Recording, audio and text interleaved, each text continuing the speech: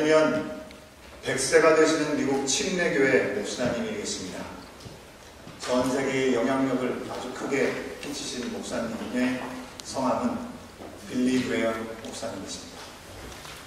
아마도 이 자리에 계신 분 가운데 1973년 이전에 한국에서 신앙생활을 하신 분들이라면 아마 이분을 모르실 수가 아마 없으실 것 같습니다. 왜냐하면 당시에 한국의 여의도 광장에서 정말 수많은 그리스도인들이 함께 모여서 부흥 집회를 하게 되었고, 그 부흥에 말씀을 인도하셨던 분이 바로 빌리 그레엄 목사님이셨기 때문에 그렇습니다. 당시의 사진의 모습이 앞에 나와 있죠. 우리나라뿐만 아니라 전 세계적으로 정말 강력한 메시지를 전해주시는 빌리 그레엄 목사님이 노년이 되신 후에 미국의 또 다른 유명한 방송인이죠. 레리 킹이라는 사람과 인터뷰를 하면서 참으로 이해할 수 없는 말을 남기셨습니다.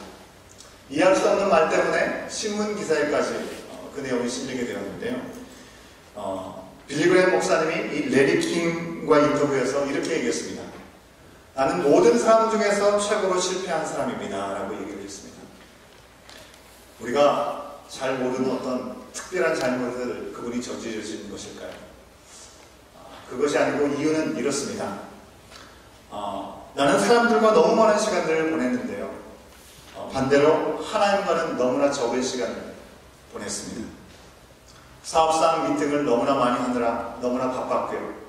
또 예배를 인도하느라 너무나 바빴지만 나는 하나님과 더 많은 시간을 갖지 못했습니다. 그런데 더 많은 시간을 보냈어야 했었습니다. 만약 그랬으면 사람들이 나와 함께 있을 때 하나님의 임재를 더 많이 경험했을 텐데요 라고 그는 그렇게 고백을 했습니다. 이 내용을 들어보면서 저는 목회자로서 솔직히 마음이 너무 많이 찔리는 그런 마음이었습니다. 아마 이 자리에 앉아 계신 성도님들도 이 빌리 목사님께서 하신 말에 많은 부분들을 공감하시지 않을까라는 생각을 해봅니다. 여러분, 우리는 어떻습니까? 우리는 그동안의 교회의 이름으로 혹은 우리 개인의 삶 가운데 하나님의 영광을 위한다는 그런 명목으로 정말 무엇인가를 이루려는 열심들을 얼마나 많이 수고했습니까? 정말 그게 하나님의 영광을 위한 것이라고 우리가 얘기하지만 실제로 우리의 마음 깊은 곳에서는 내가 꼭 그것을 얻고자 하는 그런 마음으로 나의 열심을 가지고 그 무엇인가를 이루려는 그런 마음을 우리가 가지고 있었고, 그 가운데 정말 더 깊이 하나님과 함께하는 시간들을 갖지 못했던 순간들을 우리 또한 돌아볼 수 있을 거라고 생각합니다. 믿는 우리들이 이 빌리 그레엄 목사님의 말을 전적으로 이해할 수 있고 또 공감할 수 있고 또 그 말씀에 도전을 가질 수 있을 것입니다. 하지만 믿지 않는 사람들에게는 어떨까요? 믿지 않는 사람들에게는 이 빌리 그레엄 목사님에 대해서 목사님이 하신 말씀을 도무지 이해하지 못할 것입니다. 왜 그렇습니까? 세상 사람들의 기준은요, 눈에 보이는 결과물, 그 열매가 어떤 것인가에 따라서 모든 것을 평가하기 때문에 그런 걸 알겠습니다. 보이는 모든 것이 성공이냐 그렇지 않느냐를 팔가름하기 때문에 세상의 시선으로 봤을 때 이 빌리 그레엄 목사님의 그 삶의 그 모든 결과물은 너무나 위대하고 아주 많은 좋은 영향력을 행사하는 그런 결과들을 낳지 않았습니까? 그렇기 때문에 본인 스스로가 실패했다고 말씀하는 것을 도무지 이해할 수 없었을 것입니다. 이 목사님은 수많은 목사님들 가운데 독보적으로 영향력을 행사했습니다. 그리고 또 전 세계에 영향을 끼쳤을 뿐만 아니라 이 전 세계를 흔들 수 있는 리더십이 있는 우리 미국, 이 미국의 오랫동안 대통령들을 영적으로 충고할 수 있는 자리에까지 계셨기 때문에 세상적으로 보면 성공한 분이십니다. 그런데 왜 최고의 실패자라고 얘기하느냐? 그것을 이해할 수 없을 거라고 하는 것입니다. 우리가 같은 관점에서 본다고 한다면요, 오늘 우리 가운데 주신 이 로마서 7장의 말씀 또한 바울이 고백한 내용들을 도무지 이해할 수 없는 말로 받아들일 수밖에 없습니다. 여러분, 바울이 누구입니까? 우리가 너무나 잘 알고 있는 바울은 예수님을 직접 만났고 예수님의 음성을 들었던 사람이었습니다. 그래서 그는 사도로 부르심을 받았게 된 사람이고요. 그동안에는 예수님을 만나지 못했기 때문에 유대인으로서 그리스도인들을 잡아서 감옥에 가두는 데 열심을 두었던 사람이었다고 한다면, 이제는 그가 변화되어서 믿지 않는 자들에게 다가가 예수 그리스도를 증거하는 복음 전도자가 되었습니다. 말씀의 지식과 그리스도를 만난 경험이 아주 풍성했던 사람이 바로 우리가 알고 있는 바울인 것이죠. 아마 바울이 없었다고 한다면 예수 그리스도의 복음이 세계 곳곳에 전해지는 일들은 아마 없었을지도 모르겠습니다. 또한 신약 성경의 10권 이상에 되는 그런 내용들이 바로 바울을 통해서 기록된 것 아니겠습니까? 바울이 세웠던 교회들마다 그 가운데 있는 여러 가지 어려움을 돌아보느라 편지를 썼던 것이 바로 오늘 우리가 읽게 되는 여러 서신서들임을 우리가 확인하게 됩니다. 그 편지의 내용 속에 보면요, 바로 바울이 신앙적으로 핍박을 받는 그 교회들의 상황 가운데 환경적인 어려움 가운데 놓여 있는 그들에게 격려하고 독려하면서 강하고 담대하라고 선포하는 메시지들을 우리는 오늘 말씀 속에서 확인하게 됩니다. 너무나 많은 말씀들이 있죠. 그 가운데 고린도전서 10장 13절의 말씀, 제가 한번 읽어드리겠습니다. 사람이 감당할 시험 밖에는 너희가 당한 것이 없나니 오직 하나님은 미쁘사 너희가 감당하지 못할 시험 당함을 허락하지 아니하시고 시험 당할 즈음에 또한 피할 길을 내사 너희로 능히 감당하게 하시느니라. 아멘이시죠? 얼마나 힘이 되는 말씀입니다.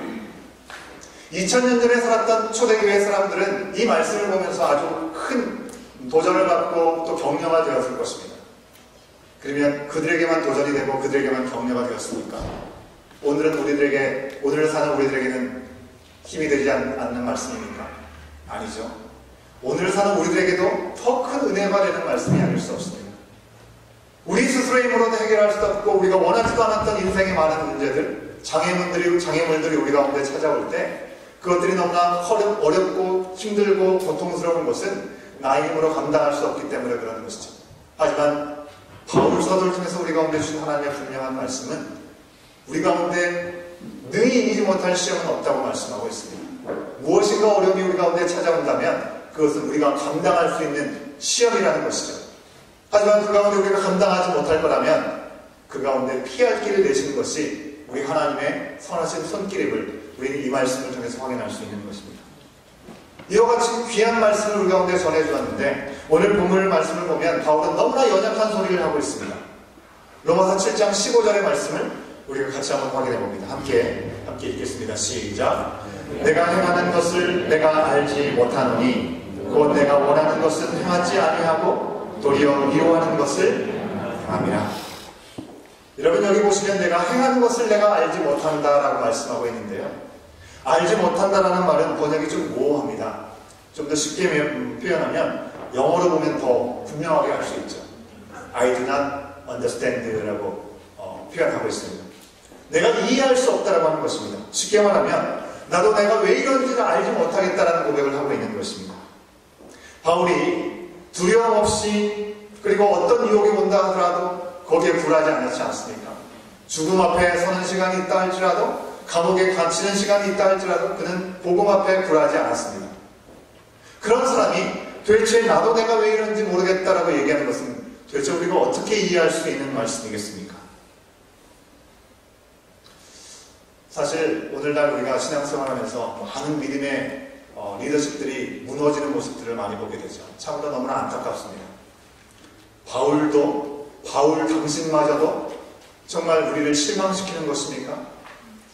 배신감마저 드는 마음들이 생길 수도 있는 이 말씀이라고 하는 것입니다. 왜 그렇습니까? 마치 남에게는 다 그럴듯하게 정답을 얘기할 수 있었던 바울이었지만 바울 그 스스로가 생각해 볼 때 자신의 정욕으로 인해서 남에게는 얘기하지 못했지만 아주 치욕스럽고 부끄러운 모습이 본인에게 있었기 때문이 아닐까라는 생각을 우리가 해볼 수 있는 부분이기 때문에 그렇습니다. 믿지 않는 사람들이 이 말씀을 보면 어떨까요? 정말 복음의 성공작이 되었던 바울이 도대체 내가 지금 뭘 하고 있는지 알지 못하겠다고 하는 것은 이 복음이 잘못됐다는 것을 이야기할 수 있는 좋은 이야기거리가 될 수 있을 것입니다. 그들은 어떻게 생각하겠습니까? 아, 예수님 믿어도 다 똑같네 라는 생각을 갖지 않겠습니까? 여러분들은 어떻습니까? 예수님을 믿은 후나 예수님을 믿기 전이나 또 예수님을 믿지 않는 사람들이나 다 똑같다라고 얘기하는 말씀을 들을 때 그 말씀에 여러분들은 100% 공감하십니까? 아니면 그렇지 않다라고 반박하시기를 원하십니까? 예수를 믿어도 다 똑같다라고 하는 말은요, 맞는 말이기도 하고 틀리는 말이기도 합니다. 예수 믿어도 다 똑같다고 하는 것에 맞는 말일 수 있는 이유는 우리가 앞선 말씀 계속 살펴봤던 말씀이죠. 우리 인간은 다 죄인이라고 하는 것. 로마서 3장 10절 말씀에서 살펴본 대로 의인이 없나니 하나도 없다라고 하신 말씀 때문에 그렇습니다. 우리가 하나님 앞에 구원하심을 입고 하나님의 자녀가 되었음에도 불구하고 우리가 하나님 앞에 설 때마다 우리는 한없이 죄인임을 고백할 수밖에 없는 자들이라고 하는 것이죠. 예수님을 고백하지만 우리 의지적으로 결단을 하지만 오랜 죄된 습성들이 계속 우리 가운데 나오게 되는 것이고 그로 인해서 하나님의 의를 이루는 것보다 죄를 짓는 것에 더 익숙한 것이 바로 오늘 살아가는 우리들의 모습 아니겠습니까? 악에는 너무나 발이 빠른 우리들의 모습을 우리가 보게 되지 않습니까? 오늘 본문 18절에서 얘기하는 것처럼 내 속에 곧 육신에 선한 것이 하나도 없기 때문에 바울은 이처럼 고백한 것이죠. 그런 의미에서 예수님을 믿으나 믿지 않으나 죄인이고 선한 것이 우리 가운데 없는 면에서는 맞다고 할 수 있는 것입니다. 하지만 여기는 분명히 믿지 않는 자들과 구별되는 차이가 있습니다. 그 차이가 무엇인지 몇 가지로 살펴볼 수 있습니다. 먼저는요, 내가 선하지 않다는 것을 적어도 분명히 나는 안다고 하는 것입니다. 18절 말씀을 우리가 함께 확인해 보기로 원합니다. 18절 말씀 함께 읽습니다. 시작. 내 속 곧 내 육신에 선한 것이 거하지 아니하는 줄을 아노니 원하는 내게 있으나 선을 행하는 것은 없노라. 선을 행할 수 있는 것이 내 안에는 아무것도 없다라고 고백하고 있습니다. 여러분, 세상 사람들은요, 자신이 잘못하고 아무리 죄를 짓는다 하더라도 내가 하는 것이 옳고 내가 하는 것이 맞다라고 생각하면서 행동하는 일들이 너무나 많이 있습니다. 하지만 예수 그리스도를 믿고 죄됨을 고백하는 우리 그리스도인들은 적어도 내 안에 선한 것이 없고 내가 죄인일 뿐이라는 것을 고백한다는 것입니다. 속된 표현하면 내 속이 아주 시커멓다는 것을 인정하는 자들이라고 하는 것입니다. 두 번째로는요, 내가 선하지 않는 그 문제를 내 스스로 해결할 수 없다는 것을 또한 안다고 하는 것입니다. 여러분, 우리가 살아가면서 많은 문제를 직면하지 않습니까? 그런데 그 문제를 직면했을 때 우리가 더 스트레스를 받는 것은 그 문제를 알고도 우리 스스로 해결할 능력이 없기 때문에 더 많은 스트레스를 받고 곤란함을 경험하게 되는 것이죠. 자동차를 운전하게 되면 우리가 자동차에 대해서 정확히 잘 알지 못한다 하더라도 평소와는 좀 다른 자동차의 이 증상들을 적어도 우리는 알 수 있죠. 평소와 다르게 덜컹거린다든지 뭔가 막 쓰려고 하는 그런 모습들이라든지 그런 것들을 우리는 캐치할 수 있는 것입니다. 정확히 어떤 파트에서 어떤 부분에서 문제가 생겼는지는 알지 못하지만 문제는 알 수 있다고 하는 것입니다. 우리의 몸도 마찬가지죠. 이 몸의 건강도 마찬가지입니다. 몸이 어딘가 찌뿌듯하고 무엇인가 불편함을 경험할 때가 있습니다. 그런데 딱 어디가 문제인지 우리가 알지 못할 때가 많이 있는 것이죠. 그러면 우리는 어떻게 합니까? 당장 내가 어떻게 할 수 없기 때문에 우리 스스로 만병통치약이라고 생각하는 약을 먹죠. 만병통치약이 뭡니까? 뭘까요? 대부분 병원에 가든지 뭔가 조금 어려움이 있으면 먼저 먹으라고 하는 것은 타이레놀을 대부분 먹으라고 얘기를 하죠.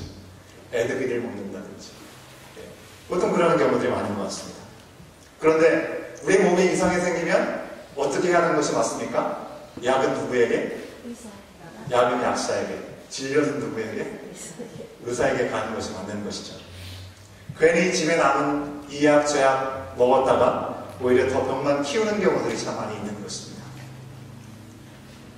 저희 아내가요, 예전에 방광염 증세로 아주 힘든 시간이 있었습니다.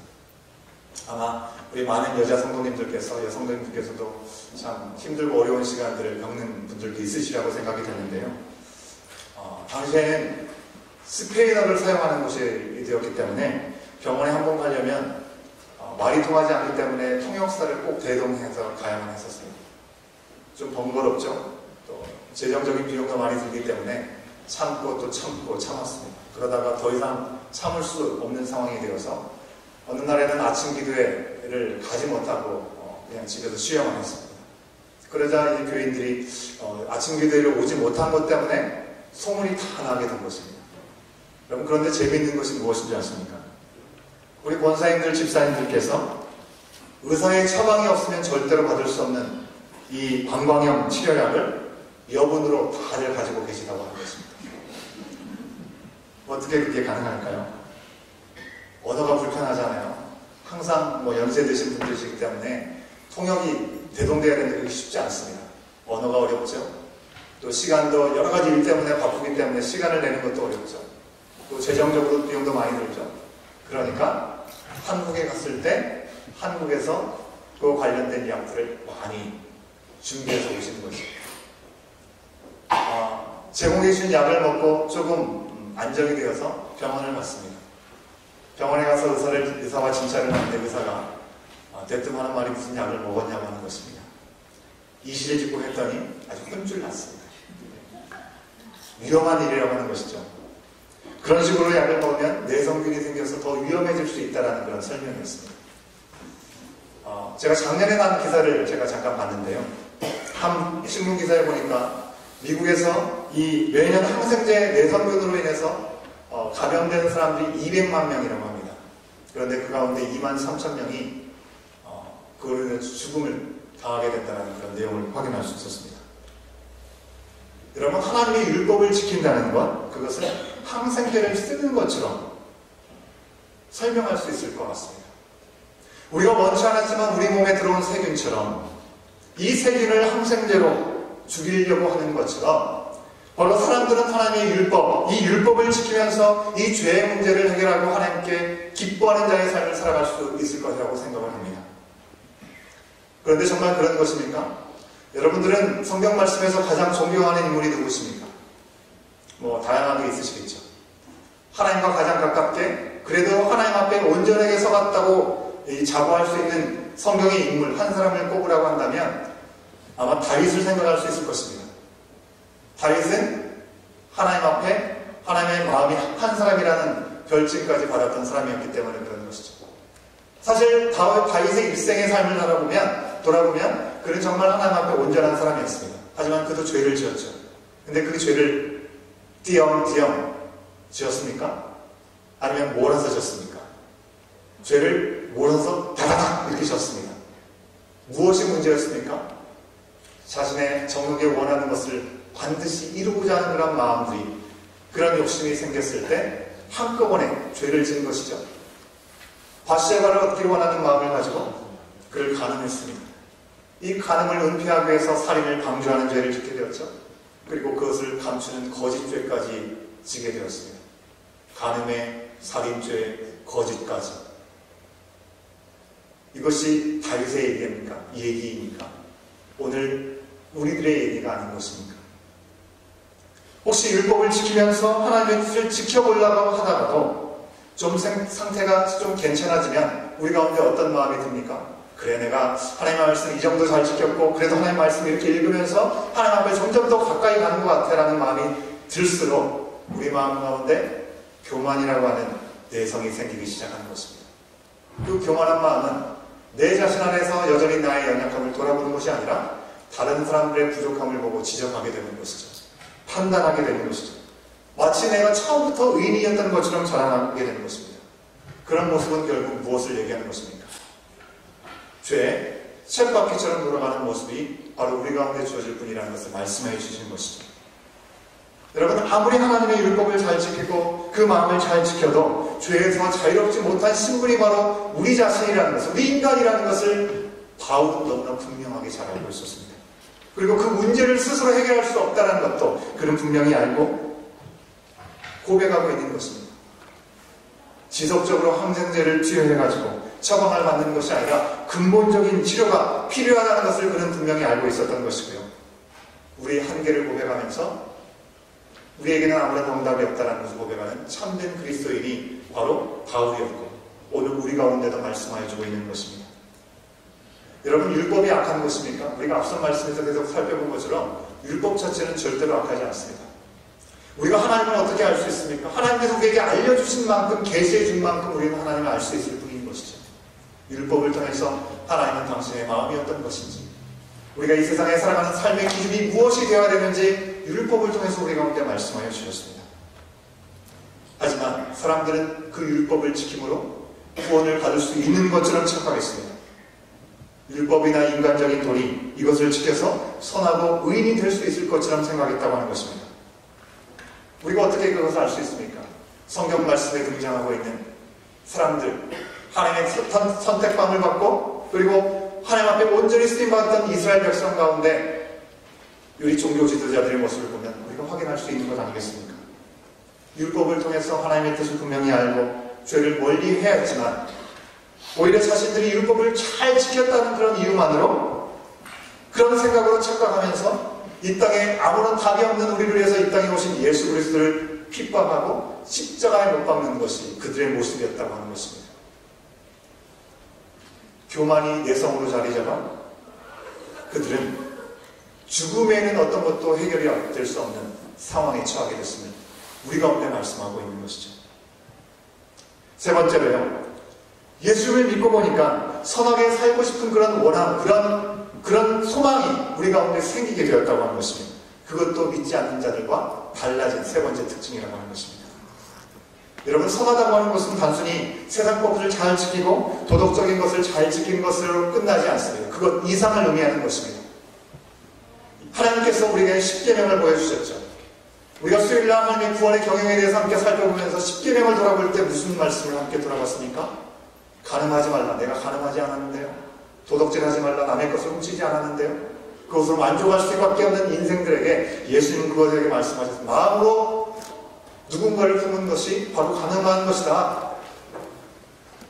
말씀에 쓰여있는 표면적인 그 기준 이상의 것을 우리 주님께서 말씀하셨다고 하는 것입니다. 우리가 적당히 지키는 것으로 다 했다고 얘기하는 것, 그 이상의 것이 하나님께서 우리 가운데 요구하시는 선함이라고 할 수 있다고 하는 것입니다. 하나님의 기준, 하나님의 뜻에 합한 것을 얘기하고 있다고 하는 것입니다.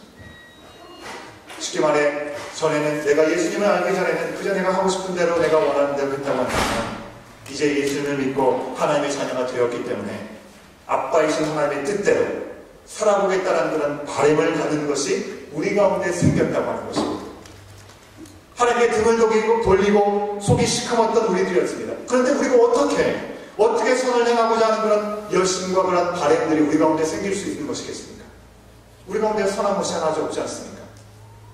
7장 4절부터 6절까지의 말씀이요, 그 내용을 우리 가운데 설명해 줍니다. 메시지라고 하는 쉬운 성경으로 기록되어 있는 내용을 제가 한번 읽어드리겠습니다. 한번 잘 눈으로 확인해 보시기 바랍니다. 친구 여러분, 여러분에게 일어나는 일이 바로 이와 같습니다. 그리스도께서 죽으셨을 때 그분은 법에 얽매이는 삶 전체를 자신과 더불어 끌어내리시고 그것을 무덤으로 가져가셨습니다.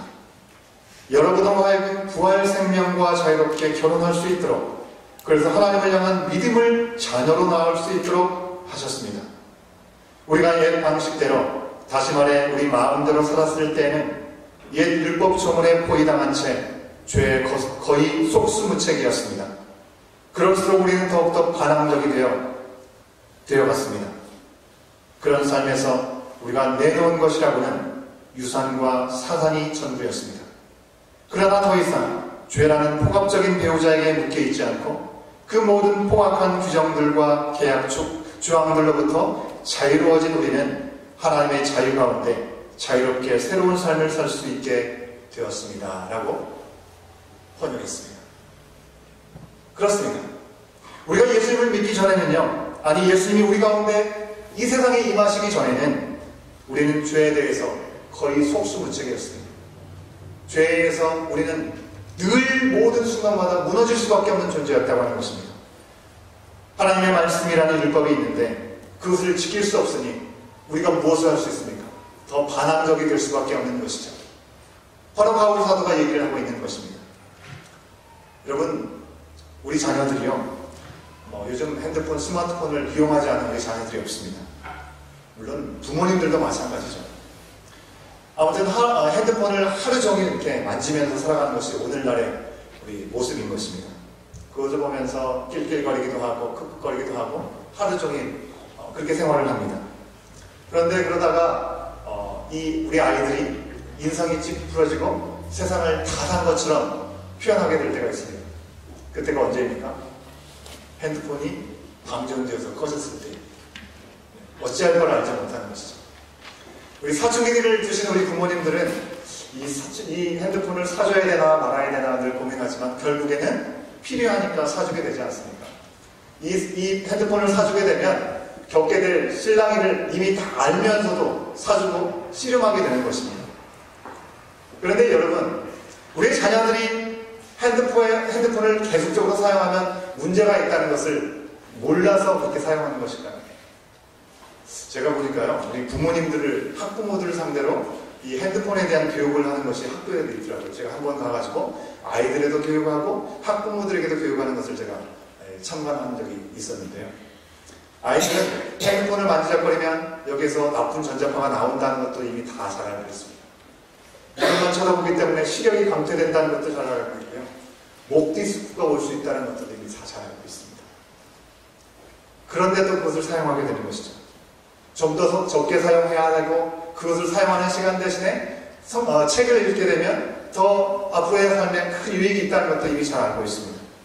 그런데도 당장이 재밌죠. 친구들과 만남의 시간에 제한이 있기 때문에 시간과 공간을 초월해서 늘 만날 수 있는 매체가 되기 때문에 그것을 놓지 못하는 것입니다. 그것을 알면서도 우리 부모님들은 핸드폰을 만지작거리면 거기에서 밥이 나오냐 떡이 나오냐 얘기를 합니다. 뭐라고 한마디 하면 정말 그것 때문에 싸움이 일어나기 시작하게 되는 것이죠. 반응을 하기 때문에 그렇습니다. 어느덧 재미에 중독되어서 속수무책이 되어버린 우리 자신과 우리 자녀들의 모습을 볼 수 있게 되어버리고요. 그것 때문에 반항적이 되어버리는 우리들의 관계를 우리들은 핸드폰을 통해서도 확인할 수 있다고 하는 것입니다. 예수님께서 오시기 전에 우리 인간들의 상태가 바로 그와 같았다고 하는 것입니다. 하나님의 뜻대로 살고 싶지만 죄가 내 인생을 주대해가지고 좌우해버리니까 어찌할 방법이 없었던 것입니다. 그러니 괜히 하나님께 더 반항할 수밖에 없었던 우리들의 모습인 것이죠. 그러나 이제는 분명히 달라졌습니다. 예수님께서 오셔서 죄에 매여 있던 그런 삶과 율법에서 속수무책이었던 우리의 삶으로부터 우리를 자유케 하셨기 때문에 그렇습니다. 7장 전반부에 나오는 말씀처럼요, 법이라고 하는 것은요, 다 알고 있는 것처럼 우리가 살았을 때 효력이 있는 것이죠. 우리가 죽고 나면 법은 아무런 효력도 없고 우리 가운데 쓸모가 없는 것입니다. 그 예로 부부의 관계를 우리 가운데 말씀하고 있는 것이죠. 바울이 이 말씀을 적던 당시에 아내들은요, 부인들은 결혼을 한 후에는 결혼에 대해서 물을 수 있다거나 어떤 것도 요구할 수 있는 존재들이 아니었습니다. 오직 남편들만이 결혼에 대해서 모든 것을 좌지우지할 수 있었던 존재였다고 하는 것입니다. 그렇다고 한다면 이 부인들이 그들에게는 어떤 권한도 없기 때문에 여기서부터 자유로울 수 있기 위해서는 무엇을 할 수 있었겠습니까? 아무것도 할 수 없고요. 거기서 자유롭기 위해서는 할 수 있는 것은 단 한 가지. 죽는 것 외에는 아무런 방법이 없었습니다. 죽는 것 뿐이었습니다. 율법은 하나님의 의로우신 뜻이라고 말씀드렸습니다. 그것이 무엇인지 우리 가운데 알려주시는 그런 계시가 되는 것이고 백성들의 삶의 기준이 되었습니다. 율법 자체는 문제가 전혀 없었습니다. 하지만 율법주의는 다르다고 하는 것입니다. 율법주의는 아주 무자비한 남편과 같은 것이죠. 내가 아파도 밥을 해줘야 되고 아무리 내가 힘들어도 남편이 요구하는 것을 다 들어줘야 되는 것이죠. 그렇게 들어주면서도 가차없이 싫은 소리를 듣고 욕을 먹는 그런 상황들처럼 율법주의의 신앙이라고 하는 것은요, 너무나 많은 까다로운 요구를 우리 가운데 요청한다는 것입니다. 실제로 유대인들은요, 하나님께서 주신 율법을, 하나님께서 주신 그 법을 600가지가 넘게 세분화시켜서 세워놨습니다. 율법 속에 담겨져 있는 하나님의 정신은 우리 인간들을 사랑하시는 하나님의 사랑의 표현이며 러브레터라고 할 수 있는 것이죠. 그런데 유대인들은 어떻게 만들었습니까? 그것을 자기 나름대로의 기준의 방법으로 철두철미하게 세분화시켜서 그것을 지키지 않으면 정죄의 대상으로 만들어버리는 것이죠. 그러기 때문에 하나님의 원래 의도와 하나님이 어떤 분이신지는 감춰버리고 율법주의적인 마음으로 하나님을 잃어버리게 만든 그들의 모습을 우리는 생각해 볼 수 있는 것입니다. 그들이 헤어나올 수 있는 방법은 단 한 가지, 죽음뿐이었습니다. 왜요? 율법은, 하나님의 말씀은 일점 이력도 변함이 없고 무너지지 않을 것이라고 말씀하셨습니다. 영원하신 하나님의 말씀이 무너지지 않을 것이니 그 말씀으로부터 벗어나기 위해서는 죽음 그 외에 무엇이 해결 방법이 있겠습니까? 여러분, 아무리 법이 있다 할지라도 우리가 죽으면 아무런 소용이 없지 않습니까? 그렇기 때문에 죽음으로 밖에는 답이 없는 우리의 인생에 오신 분이 바로 예수님이라고 하시는 것입니다. 우리가 죽으면 끝인 인생이기에 대신 우리를 위해서 죽으시고 다시 사심으로 그분 안에서 연합한 삶을 누릴 수 있도록 허락하시기 위한 하나님의 놀라움, 바로 예수님이 이 땅에 오신 일이라고 하는 것입니다. 이미 그 내용을 우리가 지난주에 말씀에서 우리 6장 14절의 말씀에서 우리가 함께 살펴봤던 내용인 것이죠. 6장 14절의 말씀 우리가 다시 한번 확인해 봅니다. 함께 읽습니다. 시작. 죄가 너희를 주장하지 못하리니 이는 너희가 법 아래 있지 아니하고 은혜 아래 있습니다. 더 이상 죄가 우리를 주장하지 못하는 것은 예수 그리스도라는 그 은혜로 말미암아 우리를 주장하지 못하게 되었기 때문이라고 하는 것이죠. 이제 우리의 인생의 주도권은 무자비한 남편 같은 율법주의가 아니고요, 예수 그리스도가 잡고 계시고 그분의 은혜가 우리의 인생을 살만나게 하는 것이 되었다고 하는 것입니다. 선을 추구할 수 있는 새로운 인생의 방향이 세워지게 되었다고 하는 것입니다. 여러분, 그런데 정말 그렇습니까? 우리가 예수님을 믿고 나서 정말 예수님을 믿고 나서 더 평안하고 더 자유롭고 모든 것들이 더 편하면 좋겠는데, 많은 분들에게 이야기를 들을 때 예수를 믿어서 더 힘들다고 얘기하는 분들이 참 많습니다. 예수를 믿기 전에는 죄라고 생각하지 않았던 것, 오히려 더 고민할 수밖에 없고, 또 예수를 믿기 전에는 별 문제 없이 아무런 생각 없이 행했던 것도 이제 우리가 고민해야 되는 일들이 더 많아졌기 때문에 그런 것이죠. 예수님께서 말씀하셨잖아요. 수고하고 무거운 짐진 자들아 다 내게로 오라, 내가 너희를 쉬게 하리라. 분명히 수고하고 무거운 그 짐을 다 내어놓으라고 말씀하셨는데, 예수를 믿고 나서 더 많은 짐을 지게 되는 것처럼 우리가 착각하게 된다고 하는 것입니다. 근데 우리가 분명히 잘 기억할 수 있어야 됩니다. 여러분, 우리가 짐을 지는 것, 그 짐을 우리가 스스로 해결할 수 있습니까? 어떤 짐도 우리 스스로 해결할 수 없기 때문에 그것이 짐이라고 우리 스스로 명명하는 것 아니겠습니까? 우리가 그 모든 문제가 너무나 쉽게 해결할 수 있고 내 힘으로 할 수 있다고 한다면 그것으로 인해서 우리는 고민하지 않습니다. 걱정하지 않습니다. 모든 근심과 걱정은 나의 힘, 나의 손으로부터 벗어난 일이라고 생각하기 때문에 그런 것이죠. 그래서 예수님께서 오셨고, 그래서 예수님께서 우리 가운데 모든 짐을 내게 맡기라 라고 말씀하셨다고 한다면, 예수님을 믿고 나서 우리 가운데 찾아오는 모든 인생의 문제 또한 마찬가지로 그분께 맡겨드려야 되는 것이 우리가 할 수 있는 일이라고 하는 것입니다. 우리는 결코 우리 스스로 짐을 질 수 있는 자들이 아닙니다. 죄와 이 법으로부터 자유를 하신 것, 그것도 예수 그리스도로 인해서 이루어진 하나님의 은혜인 것처럼, 은혜 안에 사는 우리의 삶의 매 순간 예수님이 없이는 모든 것이 불가능한 것임을 우리는 분명히 기억할 수 있어야 되겠습니다. 여러분, 제가 앞서 말씀드린 빌리 그레이엄 목사님께서 아주 유명한 이 예화를 하나 말씀하셨습니다. 어떤 호수가 있었는데 호숫가에 많은 개구리들이 있었습니다. 이 개구리 중에 한 개구리가 하늘을 날아보고 싶은 그런 소망이 있었습니다. 그런데 하늘을 난다는 것은 있을 수 없는 일이죠. 그래서 이 아이디어를 생각해냈습니다. 그래서 이 물을 먹기 위해서 온 새에게 이야기를 하는 것이죠. 새에게 이 막대기 하나를 전해주면서 막대기 끝을 입으로 물고 나르라고 얘기하는 것이죠. 그러면 자신은 이 막대기의 반대편을 물겠다고 하는 것입니다. 이 새가 반대편에 이 끝쪽에 이 막대기를 물고 하늘을 날게 되었을 때 반대편을 물고 있었던 이 개구리도 똑같이 날게 된 것입니다. 놀라운 일이죠. 그 장면을 보고 있었던 많은 개구리들이 너무나 놀라워하면서 이 하늘을 날게 된 이 개구리에게 묻게 된 것입니다. 도대체 이런 아이디어를 누가 가르쳐 주는 것이냐라고 묻게 되었습니다. 그랬더니 날게 된 이 개구리가 어깨가 으쓱한 마음을 가지고 뭐라고 했을까요? 내가 낸 것이요. 그렇게 얘기했을 때 이 개구리는 어떻게 되는 것입니까? 바닥으로 떨어져 뒹굴 수밖에 없는 것이죠. 여러분, 우리가 자유롭게 날 수 있는 것은요, 예수 그리스도를 붙잡을 때만 가능한 줄로 믿습니다. 꽉 붙으셔야 되는 것입니다. 어떤 부분이라도 내가 한 것이지 내 자신을 드러내려고 하는 잘난 척하는 순간에 우리는 고꾸라질 수밖에 없는 이 개구리와 같은 모습이라고 하는 것입니다. 여러분, 마지막으로 우리가 예수를 믿고 가장 달라진 부분이라고 하는 것은 우리 가운데 선이 형성한 것이 없고 우리 가운데 답이 없기 때문에 예수님께서 오셨다는 것, 예수님께서 우리의 삶의 주인이 되어주신다고 하는 것입니다. 예수님만이 모든 문제에 대해서 유일한 해답이심을 고백하는 자들이 바로 예수님을 믿는 우리들의 다른 점이라고 하는 것입니다. 바울은 그리스도인이 된 이후에 앞서 말씀드린 말씀을 통해서 우리 7장 24절 말씀에서 뭐라고 고백합니까? 오라 나는 곤고한 사람이로다. 이 사망의 몸에서 누가 나를 건져내랴 라고 탄식하는 마음을 가지고 부끄러움과 자신의 한계를 그대로 토로했습니다. 하지만 그는 바로 이어서 스스로 답을 냈습니다.